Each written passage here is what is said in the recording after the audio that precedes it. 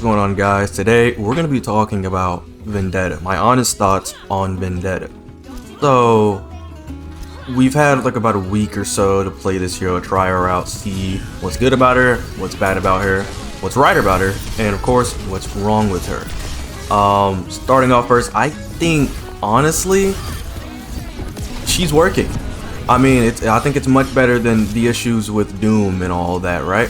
So that's going good. So now let's talk a little bit more about, well, let's start off with what's good about her. What's good about Vendetta? She's melee, meaning whoever plays her can be very consistent in their mechanics. I believe you can do a lot of consistent damage, do your off angles and all that. You cut through shields as well, so all those like shieldy kind of barrier-y kind of comps, you know, you can play into that very well. You have a lot of mobility, so you can get around the map, you can take high ground and contest, you know, players and heroes that usually play up there. That's all good, all great. And she ties in really well with, you know, rush or dive.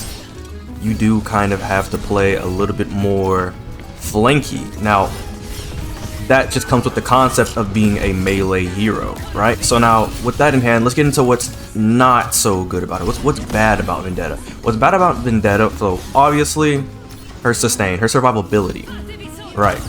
She has 275 HP, with about 60% of that being armor, which is great.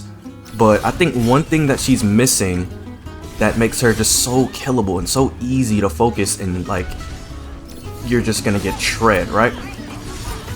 It's the fact that one, her hitbox, he's a bit on the larger side and he's very, you know, clunky in build, so that's very easy to hit naturally, which typically those kinds of heroes get some sort of damage reduction or armor in their kit, right? But then we forget about the second thing. He doesn't have anything that rewards her for being focused. You know, anything that rewards her for taking people out up close. Because typically, you know, on this kind of hero, you have to go in, you have to get focused, you have to take those off angles. But in the higher ranks especially, off angles only stay off angles for so long. So I believe she could benefit from a passive lifesteal.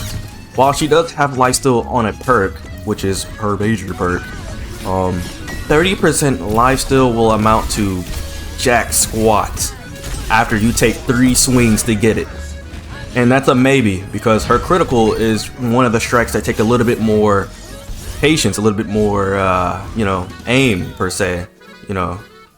Now, if you think that I'm being, you know, overzealous and generous, giving her the benefit of the doubt that she just needs lifesteal in her kit, well, take a look at all the other, you know, conceptually flanker kitted heroes.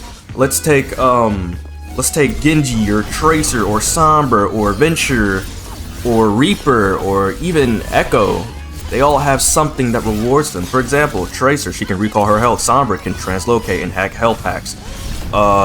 Venture has shields when you do damage with Clobber, and even on the perk, Genji, deflect. You know, you focus him with the deflect, he shoots everything back at you, and he even has heals on it passively now with the perk. And of course, Echo has shields. But yes, this is what I'm talking about right here. Something's just missing from her kit. Think of Magic, for example, from Marvel Rebels. Not even the same game, but conceptually, it's required that she has lifesteal, because naturally, you're gonna go in, and if you're going into a team, you have to get closer to do damage, correct? If you're going in by yourself, especially, which would suck for you, probably shouldn't be doing that, but if you have to, you're gonna need that lifesteal. You're just going to. I think this is where Blizzard went wrong in designing her hero kit. This is the main flaw in her character. And I think they'll notice that, hopefully, before she's officially released into the game.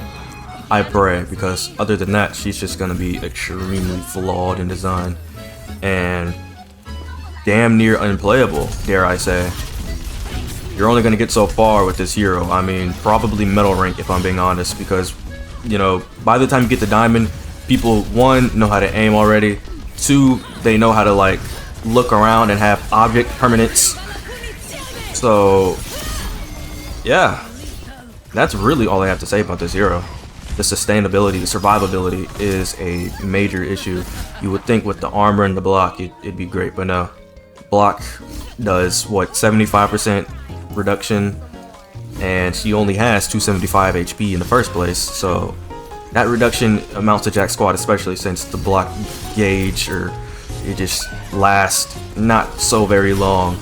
And you also have to use your, you know, fire strike before you do anything or finish a combo. So there's that too.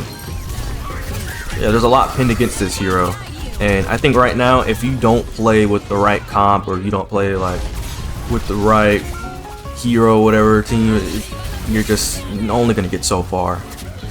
People would literally have to just be sitting ducks like plat players and below for you to get value completely on your own without any sort of help or buffs from your teammates, or just like them buffing this hero in general, like through patch notes.